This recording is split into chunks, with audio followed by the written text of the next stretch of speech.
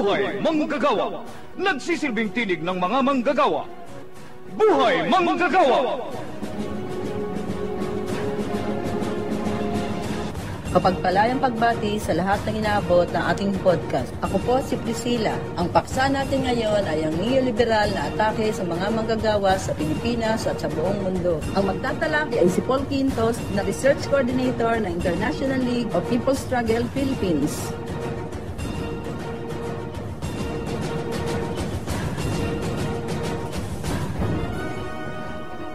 Ang pinapatupad ng gobyerno ay yung pakete ng mga patakaran na tinatawag na ngayon natin na neoliberalismo.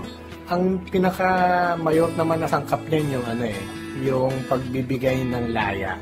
Hindi kalayaan para sa mamamayan o sa manggagawa, kung hindi kalayaan para sa mga malalaking kapitalista. Partikular, yung mga dayuhang mamumuhunan. Katunayan, hindi lang kay Ramos nagsimula yan, kung sa Pilipinas. Mula yan sa pagtatayo ng mga export processing zone sa panahon ni Marcos, panahon ni Cory, yung mas bumeli ito ng panahon ni Cory, Yan yung simula na pinatupad ni Cory yung mga patakaran na pinataw ng IMF World Bank, palit ng mga pagpapautang, na ang mayor nga na naman ay bigyan ng kalayaan o higit na kalayaan yung mga dayuhang mamumuhunan na makapasok sa Pilipinas, higit na kalayaan na yung mga produkto nila ay makapasok sa palengke sa Pilipinas, higit na kalayaan para sa kanilang mag-operate at mag-hire ng mga manggagawa dito sa Pilipinas na madali nilang tanggalin o mas madali nilang pagsamantalahan kahit na hindi na sumusunod dun sa labor standards na dating naitakda ng batas. So yun, sa esensya, iba't ibang paraan ng pagbibigay laya sa mga malalaking kapitalista para sa mas matinding pagsasamantala sa mga manggagawa at sa iba pang anak-pawi sa Pilipinas at pandarambong sa ating likas na yaman, sa ating patrimonya, sa ating ekonomiya. Buhay Manggagawa! Yung neoliberalismong atake, pandaigdigang atake to, So, hindi lang to sa Pilipinas. Kung sa pandaigdigang saklaw, ang konteksto nito sa kasaysayan, pwede nating iugat yan sa panahon ng 1970s. Nung panahon ng 1970s, may matinding krisis na dinaranas yung mga abanteng kapitalistang bansa, yung Estados Unidos, ang Europa, ang Japan, etc. Na ang esensya ay hindi umuusad yung kanilang economic growth o yung pagsigla ng mga ekonomiya, habang kasabay nun ay may matinding inflasyon, may matinding pagsirit din ng bilang ng walang trabaho o unemployment, tinawag nga nilang stagflation to ng panahon na yan, na sinisisi nila dahil daw sa mga union na nananawagan ng mas mataas na sahod, dahil daw sa mga gobyerno na kumakandili sa mga manggagawa at saka sa mamamayan na sobrang gumagastos sa welfare, mga unemployment, insurance, social benefits, direct employment sa public sector, mga ganyan, So, in other words, sinisisi mga gobyerno dahil masyadong magastos, sinisisi yung mga manggagawa dahil humihingi ng masyadong mataas na sahod. Yun daw yung dahilan bakit na hindi umuunlad o hindi umuusad o hindi sumisigla yung mga ekonomiya habang sumisirit ang inflasyon. Ang katotohanan, panahon ito na tumitindi yung kompetisyon sa pagitan ng mga malalaking kapitalista mula sa mga imperialistang bansa, US, Japan, Europe. Dahil bago 1970s, mahabang panahon na mabilis na sumigla yung mga kapitalistang bansa. Mula 1950s, after matapos yung ikalawang digmaang pandaigdig. Dahil panahon yun ng recovery. Ibig sabihin, yung nasirang mga empresa, nasirang infrastruktura, nung World War II, kinailangang i-develop ulit yun I-reindustrialize yung Japan, yung Europe in particular. So, yun yung paliwanag bakit mabilis yung pagsigla noong 1950s hanggang 70s. Pagdating ng 1970s, dahil recovered na yung Japan, Europe, tumindi na yung kompetisyon sa pagitan ng American companies, industries, at saka yung US, Europe. Sa kalagayan ng matinding kompetisyon na yan, yun doon naramdaman ng mga kapitalista yung lumiliit na kantos ng tubo nila. Kasabay din yan, may katotohanan din doon sa sinasabi nilang masyadong paglaki din ng gastusin ng mga gobyerno. Pero ang katotohanan doon, ang mas malaking gastusin nila ay particular sa US ay yung pagpakikidigma, no? Yung kanilang gastusin sa Vietnam, sa Korean War, etc. Yan yung malaking ginastusan nila at hindi yung benepisyo para sa mamamayan. Sa ganung konteksto, tumindi yung krisis sa ekonomiya na sa punto de vista ng mga kapitalista, pagliit ng kanilang tantos ng tubo, kinailangan nila ngayong maghanap ng bagong mga pamamaraan kung paano nila pasisiglahin ulit yung kanilang tantos ng tubo. At ang naging solusyon nila ay yung pagtulak sa mga gobyerno nila na magpatupad ng mga patakarang niliberal. Nabanggit ko na ang esensya ng mga patakarang yan ay pagbibigyan ng higit na kalayaan, di ba, para sa operasyon nila. Kaya ang unang mayor na atake niyan ay paano nila bubuksan o paano nila ipapatupad yung magpatakran na yan pati sa mga mahihirap na bansa para mas madali silang makapasok doon, makapagsamantala ng murang paggawa doon, makapagsamantala ng hilaw na materyales doon, etc. So, pinatupad nila to sa mga mahihirap na bansa. At ang naging paraan nila para dyan ay, siyempre, marami sa mga mahihirap na bansa, baon sa utang, para sila patuloy na makautang sa mga bangko tulad ng World Bank, ay kailangan nilang sumunod sa mga kondisyon ng mga bangkong yan. Kasama sa mga kondisyon ng mga bangkong yan, yung mga patakarang neoliberal. Kaya ito ay napatupad sa buong mundo. Ang Pilipinas ang isa sa mga unang nagpatupad yan. Dahil nga sa imposisyon ng IMF, ng International Monetary Fund, para suhayan yung gobyerno ni Marcos noong panahon na yan. So yun, una dyan yung pagtatayo ng mga export processing zone, pero kinalaunan, kasama na dyan yung pagliberalisa sa pag-aangkat natin ng mga imported na produkto at saka yung pagpapaluwag sa pagpasok ng mga foreign investors kahit hindi pa sa export processing zones. So yan, no? Yan yung mga mayor. At saka syempre, lalo sa panahon ni Cory at saka ni Ramos lalo, yung pagsasapribado na ng mga dating pag-aari ng gobyerno, MWSS, no? Yung sa usapin ng tubig. Yun, isa yun sa mga major na isinapribado. Yung Petron, dati pag-aari ng gobyerno, isinapribado, nabenta sa mga dayuhang investors, na syempre may kasosyong mga Pilipinong malalaking kapitalista. Yan yung pagbuelo ng neoliberalismo sa Pilipinas. Buhay manggagawa! Sa hanay ng mga manggagawa, yung neoliberal na atake ay sa esensya dalawang mayor na anyo eh. Yung isang mayor na anyo niya, yung tinatawag na fleksibilisasyon sa paggawa. Ang esensya niyan ay yung pag-aalis ng mga proteksyon na ipagwagi ng kilusang manggagawa sa daigdig, halimbawa, karapatan na mag-union o karapatan sa 8 oras lang na paggawa o karapatan sa minimum na pasahod, no? Mga karapatan yan na ipaglaban ng mga manggagawa at napilitan ng mga gobyerno at saka mga international institutions na kilalanin at isabatas.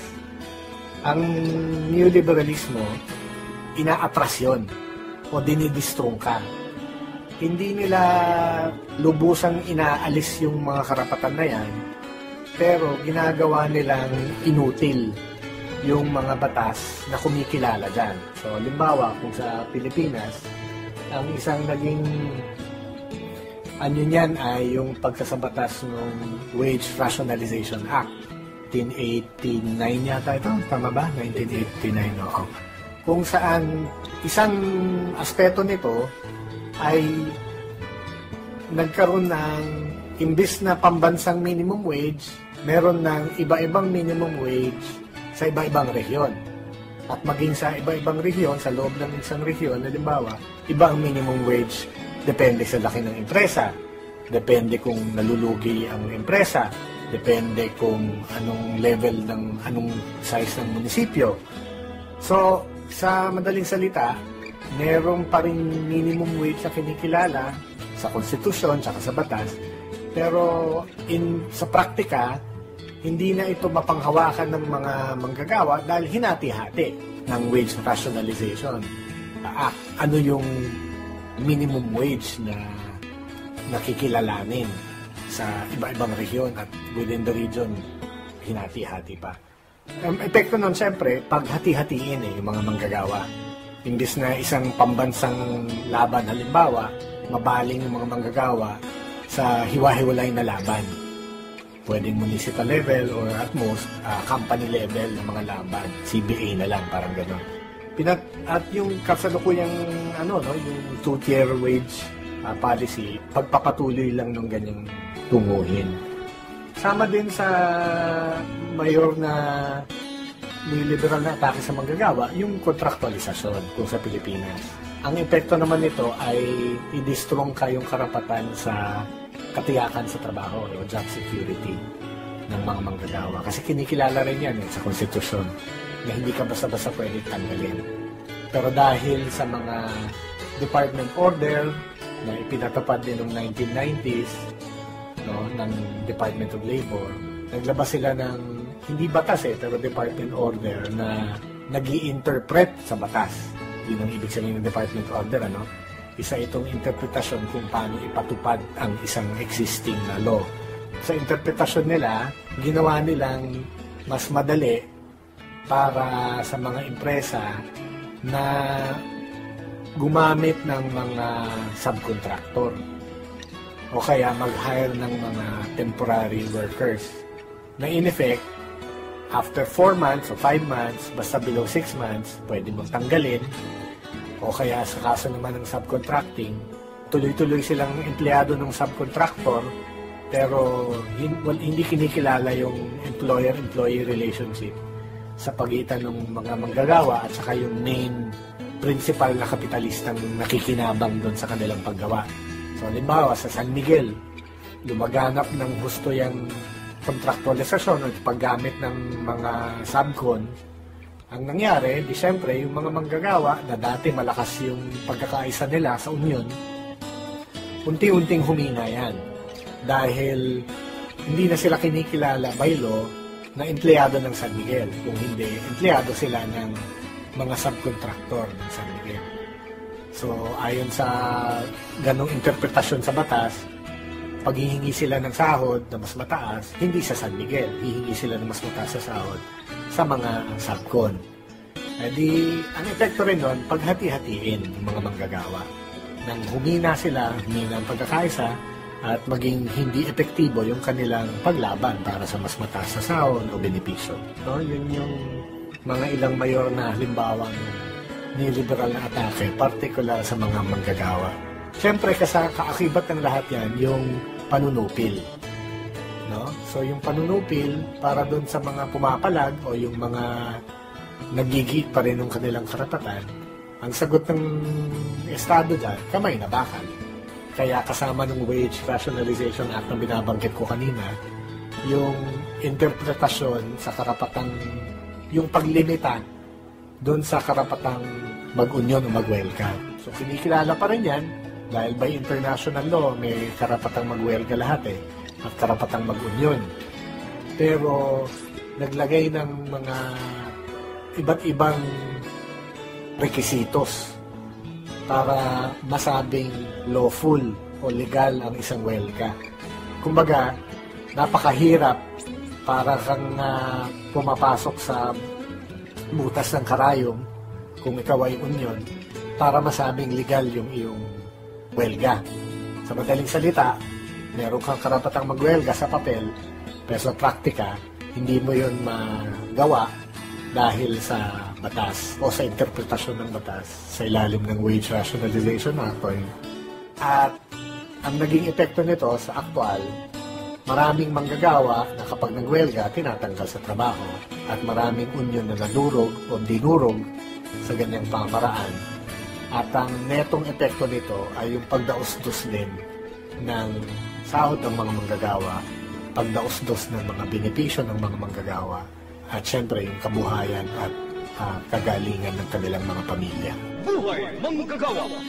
O yung lahat ng binanggit ko ay nagaganap sa halos lahat ng bansa. Iba-iba lang siguro yung particular na batas na kanilang pinapatupad para sa ganung parehong epekto. Halimbawa sa mayayamang bansa o sa mga abanting kapitalistang bansa, halimbawa ngayon sa Europa, ang isang mayor na neoliberal na atake ay yung tinatawag nilang austerity. Ito yung pagbabawas ng gastusin ng gobyerno para sa mga bagay na kapakinabangan ng mga manggagawa, ng mga masang naghihirap. So, mga health spending o mga gastusin sa public health, sa edukasyon pampubliko, sa mga infrastruktura na kailangan ng o pabahay ng mga mahihirap, insurance para sa mga nawawalan ng trabaho, etc. Yun, no? So yun yung inaalis sa mga ganyang bansa.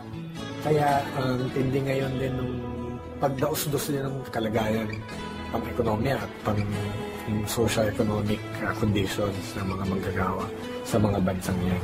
Buhay Manggagawa!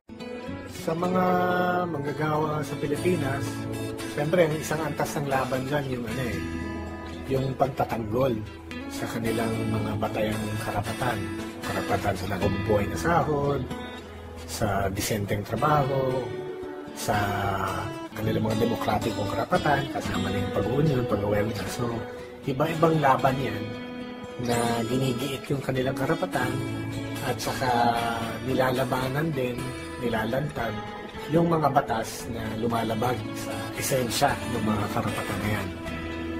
Sa Pilipinas, di ba, may kampanya nga ngayon para sa national minimum wage, no, increase. So, sabihin, pag-kontra to dun sa paghahati-hati, no, kaya ginawang national. Tapos yung mga laban para sa regularisasyon ng mga manggagawa, di direktang pagtunggali ito dun sa isang mayor na atake ng neoliberal sa mga manggagawa, di ba, yung contractualisasyon. Siyempre, yung tuloy-tuloy na pag-uunyon. Ang merong mga bagong balakid na nilikha ang neoliberalismo para sa epektibong pag-oorganisa. Kaya isa yan sa mayor na hamon sa mga manggagawa. Paano maging mas malikhain, maging mas epektibo sa pag-oorganisa.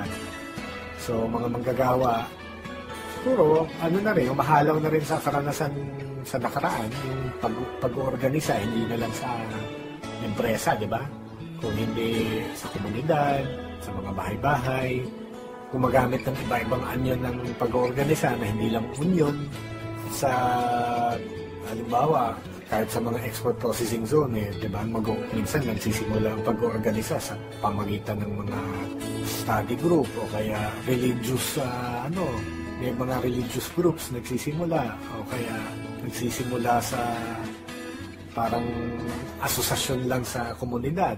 Pero habang natututunan ng mga manggagawa, dahilan ng kanilang paghihirap, pupoliticize, nagiging mas political yung pag-unawa nila sa kanilang problema, mas nakikita nila yung kasalanan ng gobyerno, nagiging mas palaban din.